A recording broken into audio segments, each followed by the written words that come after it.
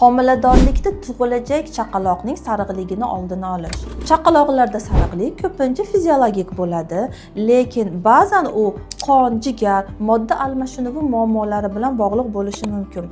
Homilador ayol ba'zi tavsiyalarga amal qilishi sariqlikning og'ir turlarini oldini olishga yordam beradi. Ayol rezus omili manfiy bo'lsa, homiladorlikning 28-haftasida antirezus antitanalarga test topshirib, ular yuqori bo'lsa, antirezus immunoglobulinni olish tavsiya qilinadi.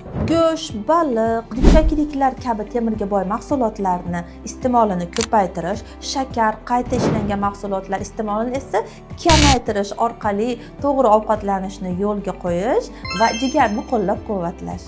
Tug'ma infeksiyalar oldini olish, homiladorlikdan oldin turli infeksiyalarga tekshirish va zarur bo'lsa ularni davolash, gigiyenaga amal qilish, qo'llarni tez-tez yuvish va siz bolaligingizda qizamiq bo'lmagan bo'lsangiz, homiladorlik davringizda qizamiqqa qarshi emlanishingiz mumkin. Stressdan qochish, qand miqdorini nazorat qilish, imkon qadar tabiiy tug'ruqni tanlash va ertaroq emizishni boshlash.